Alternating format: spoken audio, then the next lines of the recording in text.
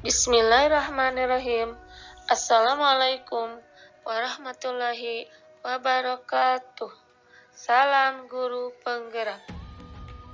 Perkenalkan, nama saya Eis Kurmanawati, calon guru penggerak Angkatan 7 dari SDN 1 Padamulya, Kecamatan Pasirwangi, Kabupaten Garut, Provinsi Jawa Barat. Pada kesempatan kali ini, saya akan menyampaikan materi tentang koneksi antar materi, kesimpulan, dan refleksi modul 1.1. Ada 3 poin pertanyaan yang akan saya bahas dalam mengerjakan tugas modul 1.1 yang membantu saya dalam mengerjakan tugas ini. Pertanyaan yang ke-1, apa yang saya percaya tentang murid dan pembelajaran di kelas sebelum mempelajari modul 1.1. Pertanyaan yang kedua, apa yang berubah dari pemikiran atau perilaku saya setelah mempelajari modul 1.1. Pertanyaan yang terakhir yaitu, apa yang bisa saya terapkan lebih baik agar kelas saya mencerminkan pemikiran Ki Hajar Dewantara. Pembahasan yang ke-1, apa yang saya percaya tentang murid dan pembelajaran di kelas sebelum mempelajari modul 1.1. Murid adalah anak yang lahir ke dunia, diumpamakan seperti selai kertas yang belum ditulis, sehingga kaum pendidik boleh mengisi kertas yang kosong itu menurut kehendaknya. Namun, aliran ini merupakan aliran lama yang sekarang hampir tidak diakui kebenarannya di kalangan kaum cendekiawan, karena fakta yang sebenarnya adalah anak lahir membawa bakat dan keterampilannya masing-masing, sehingga anak itu bukan kertas kosong. Anak adalah kertas yang sudah tertulis dan berwarna, sehingga kita dapat mengembangkan bakat dan potensinya. Pembelajaran yang saya lakukan sebelum mempelajari modul 1.1 yaitu guru lebih mendominasi pembelajaran. Dalam hal ini, saya kurang memberi kesempatan atau kebebasan anak dalam berpendapat. Yang kedua, keberhasilan pembelajaran lebih berfokus pada ketercapaian nilai pembelajaran, yaitu saya merasa bahwa pembelajaran tidak berhasil ketika banyak yang tidak mencapai KKM.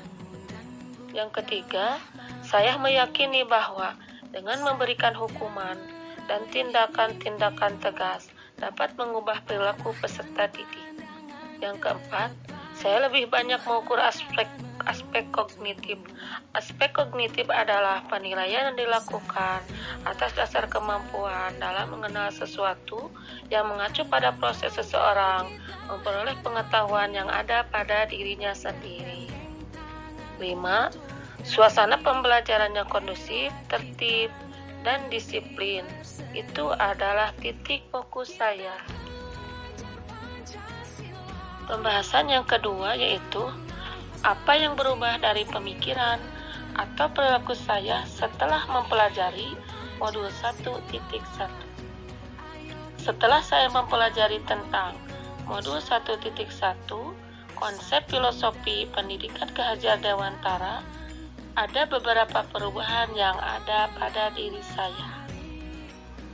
Perubahan yang ada pada diri saya adalah, yang pertama, saya akan menerapkan pembelajaran yang sesuai dengan pemikiran filosofi pendidikan Ki Hajar Dewantara.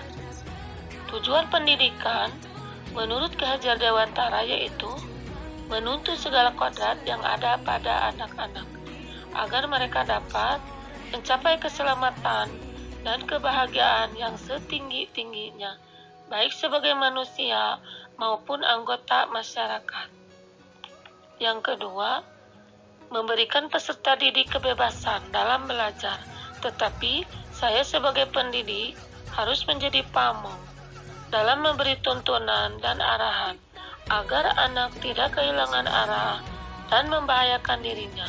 Seorang pamong dapat memberikan tuntunan agar anak dapat menemukan kemerdekaan dalam belajar. Yang ketiga, saya akan memberikan pembelajaran atau pendidikan sesuai dengan tuntutan alam dan zamannya, karena Ki Hajar Dewantara mengingatkan bahwa pendidikan anak sejatinya menuntut anak mencapai kodratnya sesuai dengan alam dan zaman. Yang keempat, menumbuhkan budi pekerti yang baik pada peserta didik, karena menurut Ki Hajar Dewantara, budi pekerti itu adalah cipta, rasa, karsa. Cipta adalah pikiran, rasa adalah perasaan, dan karsa adalah kemauan. Pekerti itu adalah tenaga atau raga. Jadi, dalam mengelola budi pekerti harus seimbang, sehingga pendidikan itu harus holistik dan harus seimbang. Jika pendidikan ini bisa dilaksanakan dengan seimbang, maka budi pekerti membawa anak pada kebijaksanaan. Yang kelima, menjadi teladan dan memotivasi mereka agar peserta didik semangat dalam mencapai cita-citanya sesuai dengan semboyan Ki Hajar Dewantara, yaitu Ingarso Sung Tulodo, di depan memberi dorongan, Ing Madya Mangun Karso, di tengah memberi bimbingan, Tuturi Handayani, di belakang memberi dorongan. Yang keenam, memberikan pembelajaran yang menyenangkan dengan metode dan strategi yang diterapkan, sehingga saat pembelajaran peserta didik tidak merasa bosan, tetapi akan menarik minat peserta didik secara aktif, sehingga tujuan pembelajaran dapat dicapai maksimal. Atau bermain sambil belajar dengan cara memberikan permainan yang dapat menarik minat belajar siswa.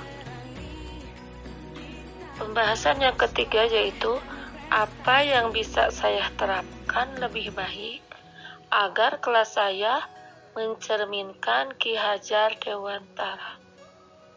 Penerapan yang akan saya lakukan di kelas adalah 1. Menciptakan pembelajaran yang menyenangkan. Dengan suasana kelas yang menyenangkan, siswa akan menikmati kegiatan pembelajaran tanpa adanya perasaan tertekan dan bosan. Menggunakan permainan dalam pembelajaran agar siswa senang dan tidak bosan. Yang kedua, memperbanyak interaksi dengan memancing ide anak. Dengan perhatian yang penuh, dapat memancing pendapat, diskusi atau debat, argumen antara murid dan guru, supaya peserta didik mampu dan berani berpendapat. Yang ketiga, menerapkan dan menumbuhkan pembelajaran sesuai dengan profil pelajar Pancasila, yaitu suatu proses pembelajaran untuk mengembangkan potensi dirinya agar memiliki potensi spiritual keagamaan, pengendalian diri, kepribadian, kecerdasan, akhlak mulia, keterampilan, serta mampu menanamkan budi pekerti siswa dan meningkatkan daya nalar kritis sehingga mencerminkan pelajar yang cerdas dan berbudi luhur.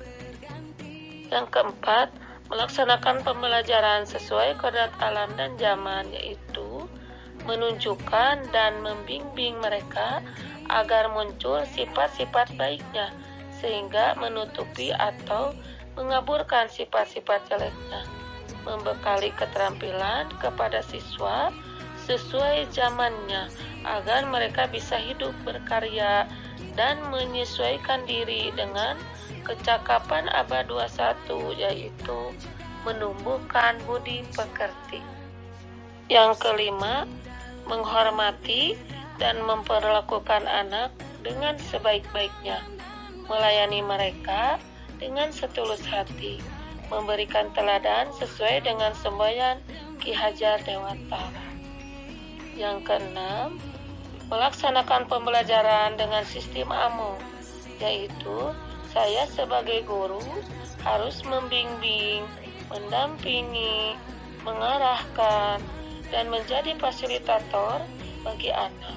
Sesuai dengan semboyan Ki Hajar Dewantara, guru dapat mendukung dan mendorong anak dalam menemukan bakatnya. Berdasarkan uraian dan jawaban ketiga poin pertanyaan tadi, dapat kita tarik kesimpulan bahwa 1. Pendidikan adalah menuntun anak-anak sesuai dengan minat dan bakatnya, karena anak lahir membawa bakat dan keterampilannya masing-masing, sehingga kita dapat mengembangkan bakat dan potensinya. 2. Memberikan kebebasan anak dalam belajar. 3. Menumbuhkan budi pekerti pada peserta didik. Yang keempat, guru harus menjadi pamong dan tauladan bagi peserta didik. Pendidikan sejatinya adalah berhamba pada anak. 5. Mewujudkan peserta didik sesuai dengan profil pelajar Pancasila. Yang keenam, memberikan pembelajaran sesuai dengan kodrat alam dan kodrat zaman. Demikianlah pemaparan saya tentang koneksi antar materi, kesimpulan, dan refleksi modul 1.1 ini. Salam sehat dan bahagia. Terima kasih. Assalamualaikum warahmatullahi wabarakatuh.